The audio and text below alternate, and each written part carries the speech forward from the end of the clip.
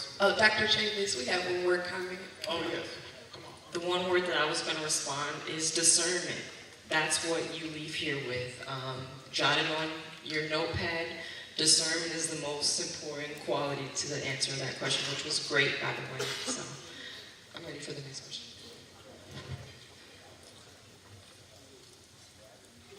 I see a couple of hands. You can come on up to the mic and just be in line. That way we can get a lot more questions. Tell us what school you're from. My name is Frankie Gaynor. I'm from Coral Glades High School. And I don't know if you're familiar with Tommy Lahren, but she's one of those journalists who's a big social media presence.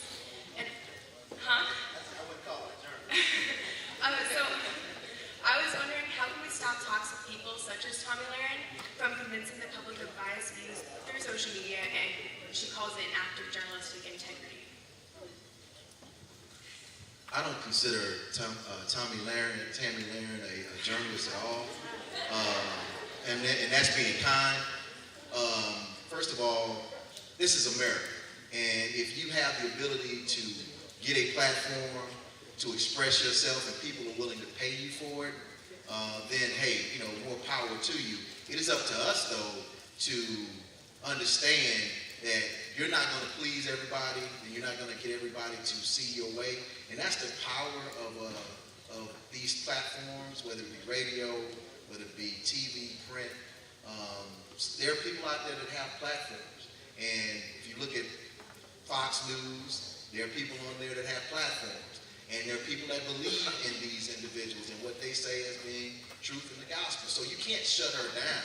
But what you can do is with your platform, the people you're connected to, is to ensure that they're properly educated and that you use your platform to counteract and contradict many of the alternative facts and information that's being put out there. So don't be afraid of those different voices, because they're going to always be there. But you have to use your voice to counteract that, because she may have more listeners and followers than you may have, but she can't touch everybody you can touch.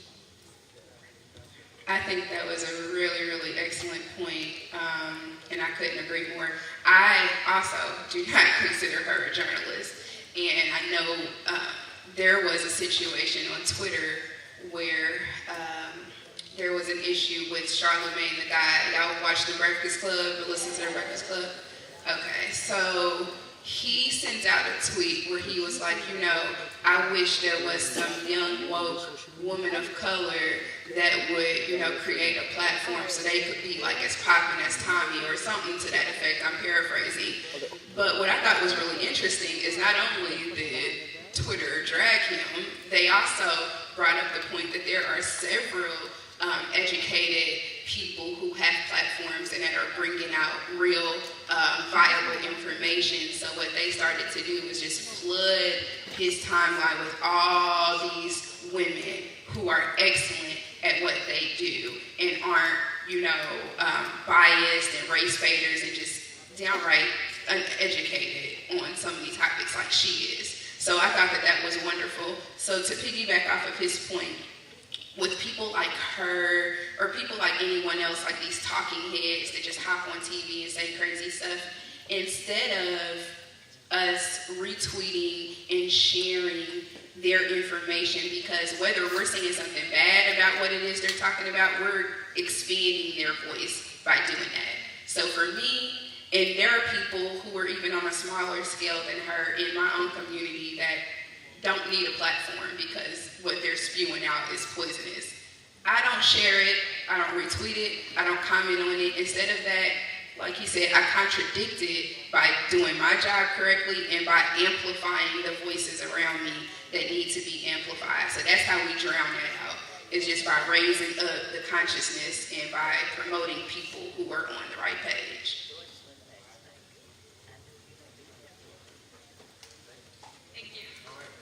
Question. Next, I saw another hand. Come on over to the mic so we can record. Keep in mind, this is also being live streamed. That's why we want you to use the mic so we can capture it and people around the country can also hear and see you. Thank you.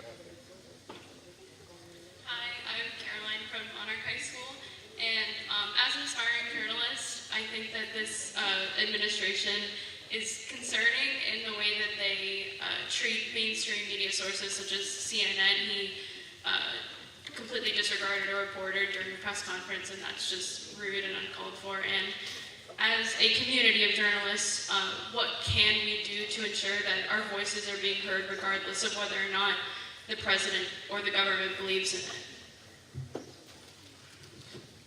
Just keep going. We can't let this next 4 years deter us from our purpose.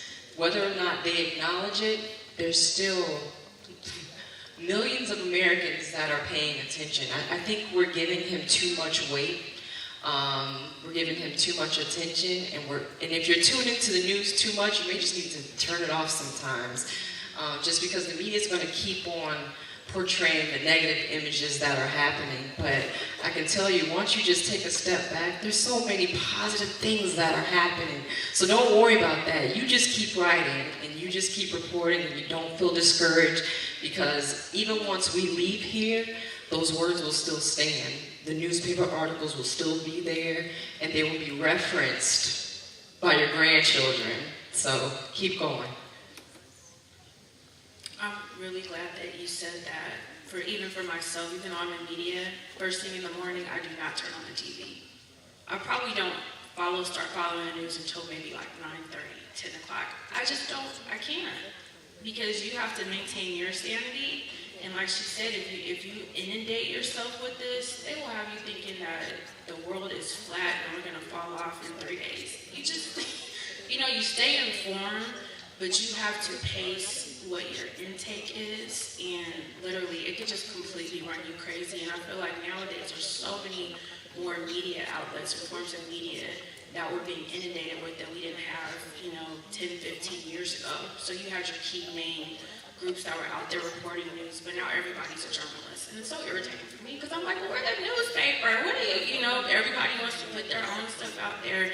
And if you spend your time trying to keep up with what everything, that's being said and what you should be doing, and, continue to create your own platforms, use multiple outlets. I always encourage that, because there are different people that read different types of things. Sometimes stay-at-home moms have their networks or things that they go to, or, working single dads. Everybody has their own niche and place that they go to. So don't let it depress you. It could be very depressing, but you have to maintain that sanity or it will drive you crazy.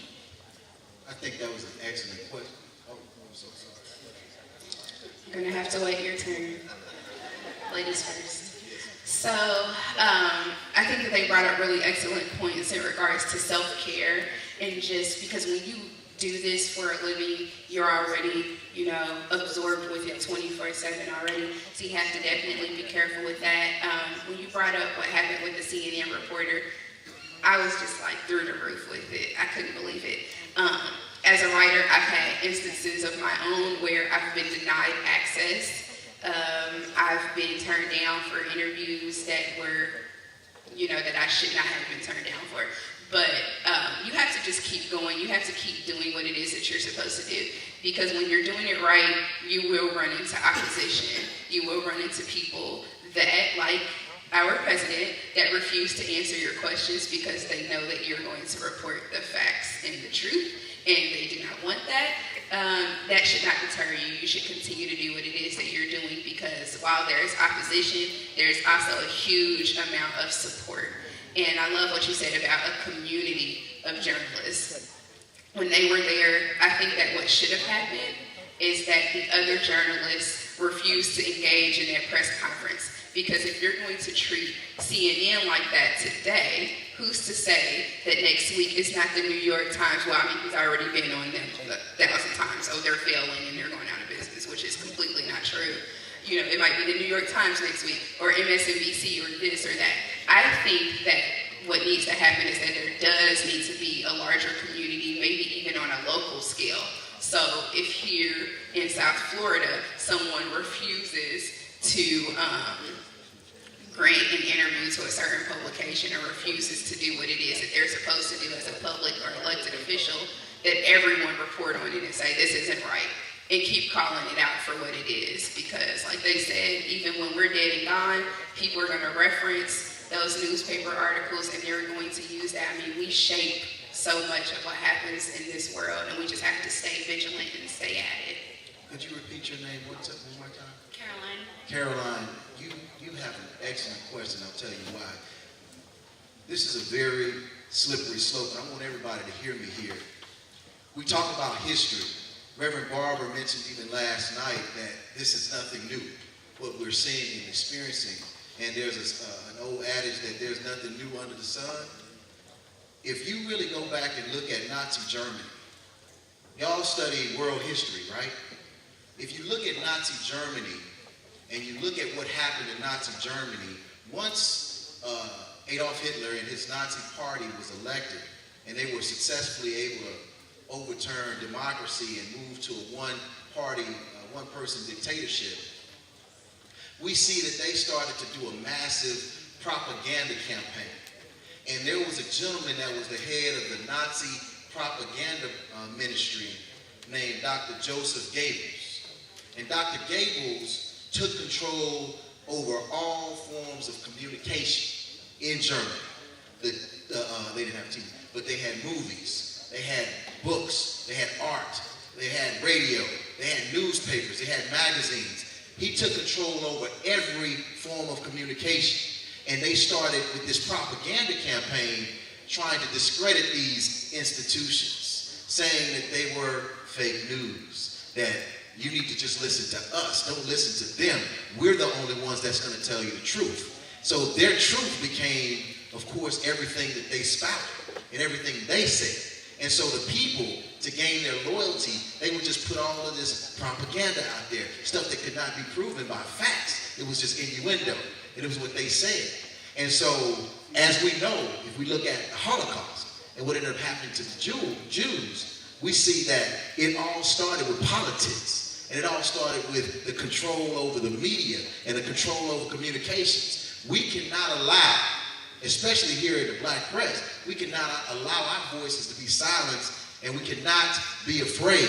And as Reverend Barber talked about last night, we cannot bow down to Nebuchadnezzar, because right now we have these loud talking heads, but at the end of the day, we have the power of the pen, and we got to continue to do so.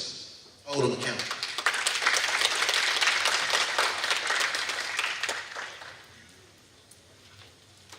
Right. There's some great questions. So we don't want to cut this off, but we also have another panel. So what I would like for you to do is to hold your questions, and then we're going to bring up the next panel, and then you can ask those questions, okay? Because we're on a time and we have to stop at a certain time also for lunch. So don't go anywhere, or we'll keep the same order. But let's thank the panel for the questions that they brought, and we're going to transition to the next one. So, before you leave, give your closing remarks. We're going to transition to the next panel. It's been a great answers. I would say, in your parting word to the, particularly to the students and to the publishers who are in the audience, in the English language, give me one word that you think is most important to the future of these students and to the future of the black press in America. Starting here, one word. Perseverance. Okay. We're always going to be met with competition, opposition, and the point is what we just did to the young lady that asked the question, you've got to keep going. They want us to quit, they want us to fail, but if it's not an option, then, you know, our voices will continue to be heard. I think you're a beautiful, bright bunch of students. I look forward to the work that you're going to do in the future. Just know that there's always going to be someone paying attention and always going to be someone listening. So the light that you're carrying inside, the light that you decide to write with or publish on your social medias, just don't forget that people are attracted to it. So the brighter you shine that light, the more that we can all grow together. So Godspeed to everybody. I think my word is God, because I'm a preacher's kid, but even for this journey for me, I've had to spend a lot of time in prayer and really ask God, what direction do you want me to take? If I have this pen and this voice, what direction, what's my next step? And I feel like if you seek God, He'll equip you with everything else you need to do to move forward in your assignment in your life. So I would encourage you to just spend time with Him, seek Him. That might seem really vague, but that's my best advice. That has kept me. And I will also say, I know there are a lot of students of color in this room. We have had a lot of non-African Americans work for my publication. Please don't let the color of your skin deter you from working with any particular community. If you understand the plight and the issue of that community, you can join in and help, raise awareness and speak their voice as well. So please don't let that, deter you from your journey. This was so hard to just pick one word, but I would say curiosity. I think that it is like an absolute tenet of our work to stay curious. Just explore, and then explore even deeper, whatever it is that you're interested in, because chances are the way that you look at it will help enlighten someone else and just introduce them to something and a concept that they may have never thought about before. So stay curious. And mine would be sacrifice. So many people have come before us that have sacrificed so much for us to be at this opportunity. I have a shirt and a sweatshirt that says, "I am my ancestors' wildest imagination." And you are our ancestors' wildest imagination. The Joshua generation, you have so much potential, so much opportunity. Don't squander it. Do your best. I believe in you, and there's so many others that believe in you, even if they don't tell you every day or you hear it at all. I believe in you, and as long as you got somebody that says that, know that you can be anything. Good, very good. Let's give them a round of applause. Okay, now as this panel exits the stage, another panel is coming up. Big man, let me get a little music, man. Help us out.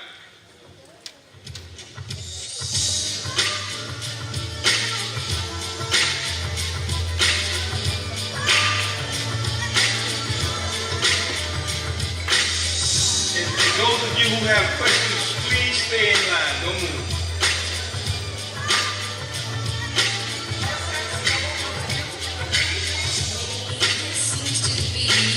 Absolutely.